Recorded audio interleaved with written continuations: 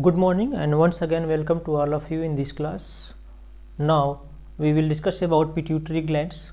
What is pituitary glands and how many types of hormone releasing from the pituitary glands आज हम discuss करेंगे।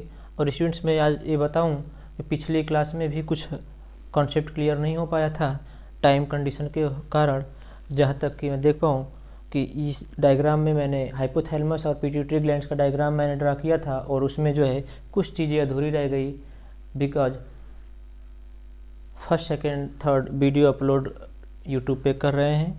इसकी वजह से टाइम का कुछ कंडीशन होता है, 15 मिनट्स एवं वीडियो अपलोड नहीं किया जा सकता है। सो वहाँ पे कुछ कंडीशन कुछ क्लास जो है कि अधूरी रह गई कॉन्सेप्ट, उसे आज क्लियर किया जाएगा। और यहाँ पे जो है पिट्यूटरी ग्लैंड्स के बारे में पहले देख लेते हैं, फिर हम उस कॉन्सेप्ट को भी क्लियर करते हैं।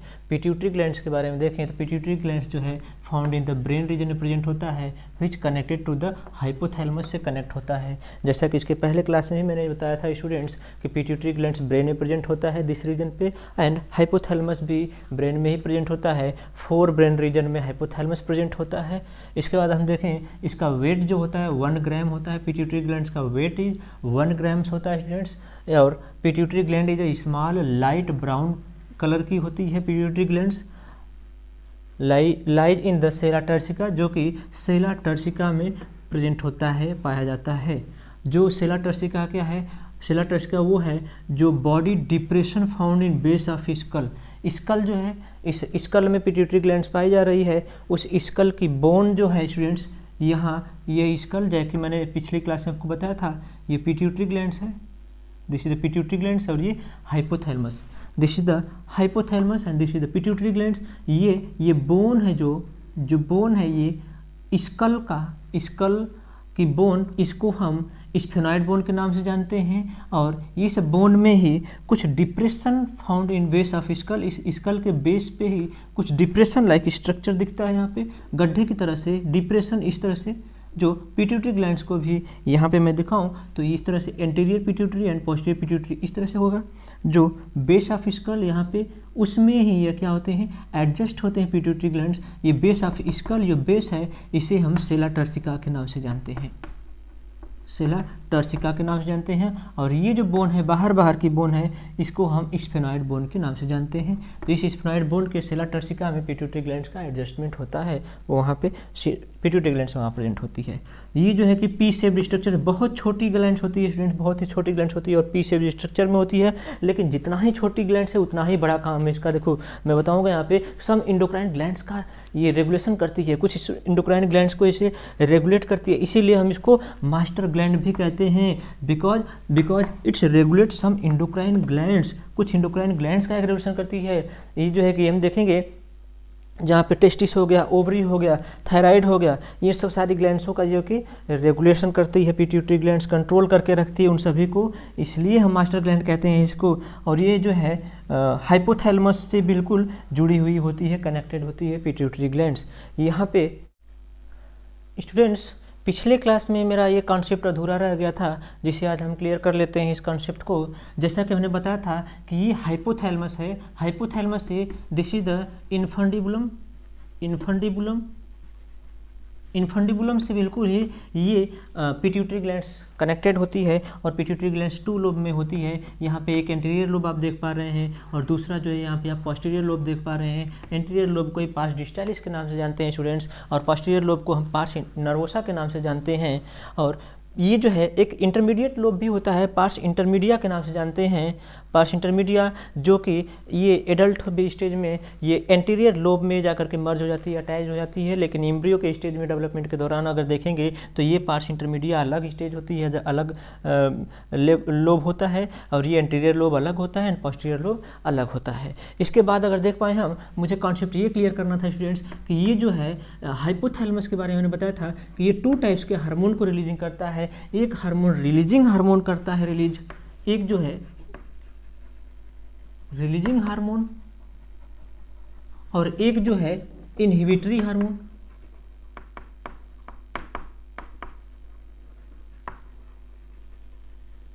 एक रिलीजिंग हार्मोन इनके पास होता है हाइपोथैलेमस के पास, और एक इनहिबिटरी हार्मोन होता है स्टूडेंट्स इनके पास। तो यहाँ पे हम देख पाएंगे कि पिट्यूटरी ग्लैंड को हमने कहा कि मास्टर ग्लैंड है, बट हाइपोथैलेमस को मैंने कहा मास्टर ऑफ मास्टर ग्लैंड है। क्यों? क्योंकि हाइपोथैलेमस का कंट्रोलिंग इस पिट्यूटरी ग्लैंड्स पे होता है, देन पिट्यूटरी ग्लैंड्स का कंट्रोलिंग कुछ सम इंडोक्राइन ग्लैंड्स पे होता है।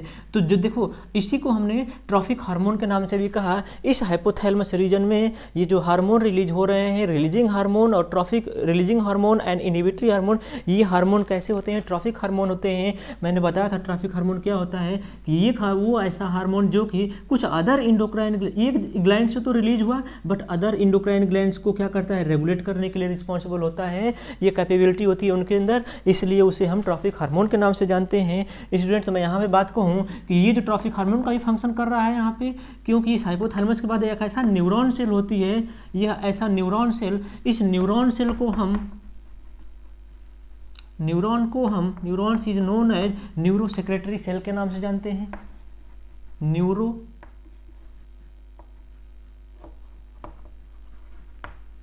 न्यूरो सेक्रेटरी सेल के नाम से जानते हैं स्टूडेंट्स। क्यों न्यूरो सेक्रेटरी सेल के नाम से जानते हैं? क्यों? क्योंकि ये जो है हार्मोन रिलीजिंग कराता है। ये जो है ऐसा सेल होता है, न्यूरॉन सेल होता है, बट ये हार्मोन को रिलीजिंग कराता है, इसलिए न्यूरो सेक्रेटरी सेल कहते हैं। हार्मोन सीक्रेट करता है, और ये जब ब्लड में, इस ब्लड में जब हार्मोन सीक्रेट करता है तो ये पिट्यूटरी, एंटीरियर पिट्यूटरी पे जाके एक्ट करता है, और इस एंटीरियर पिट्यूटरी से कुछ जितने भी सारे हार्मोन हैं, इंडोक्राइन हार्मोन्स, वो रिलीज करवाता है। जैसे ये रिलीजिंग करवाता है तो ये जो कि एंटीरियर पिट्यूटरी रिलीज करती है, और इनहिबिट हार्मोन जैसे रिलीज होता है तो ये फिर यहाँ से ये स्टॉप हो जाती है। इसलिए हम इस कॉन्सेप्ट, बड़ा इंपॉर्टेंट टॉपिक है ये कॉन्सेप्ट, इसलिए हम इसको हार्मोन रेगुलेशन के नाम से जानते हैं। इस एंटीरियर पिट्यूटरी को स्टूडेंट्स हम हार्मोन रेगुलेशन के नाम से जानते हैं। हार्मोन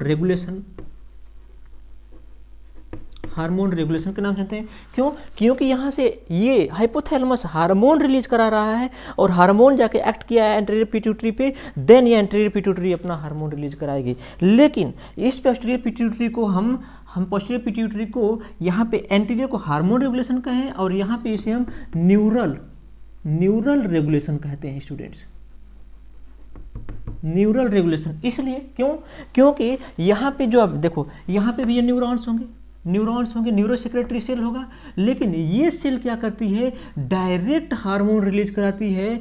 कौन से हार्मोन? जो कि पोस्टीरियर पिट्यूटरी से रिलीजिंग हार्मोन होते हैं, ऑक्सीटोसिन और vasopressin are also called the ADH, anti diuretic hormones. उस हार्मोन को ये direct neurons of the hypothalamus release कराता है। मतलब इसको हम न्यूरो इंडोक्राइन हार्मोन भी कहते हैं, क्योंकि यह न्यूरॉन्स डायरेक्ट हार्मोन रिलीज करा रहा है। यहाँ पोस्टीरियर पिट्यूटरी को कुछ नहीं करना होता है, पोस्टीरियर पिट्यूटरी को सिर्फ और सिर्फ इस हार्मोन को अपने पास स्टोर करके रखना होता है। जैसे ये सिग्नल देता है एंटीरियर हाइपोथैलेमस, फिर ये क्या करते हैं? ये रिलीज कर देते हैं, सिर्फ और सिर्फ रिलीज कर देते हैं। और ये जो है कि हाइपोथैलेमस ही हार्मोन को डायरेक्ट रिलीज कराता है, ये पोस्टीरियर पिट्यूटरी का हार्मोन। और यहाँ पे एंटीरियर जो है हाइपोथैलेमस अपना रिलीजिंग हार्मोन दिया और इनहिबिटरी हार्मोन दिया, तो एंटीरियर पिट्यूटरी अपना खुद हार्मोन रिलीज करा रहे हैं, जबकि पोस्टीरियर पिट्यूटरी अपना खुद हार्मोन रिलीज नहीं करा रही, ये खुद जो है कि हार्मोन को रिलीज कराता है। इसलिए न्यूरो इंडोक्राइनोलॉजी भी कहते हैं, न्यूरॉन रेगुलेशन कहते हैं, और यहाँ पे हार्मोन रेगुलेशन कहते हैं।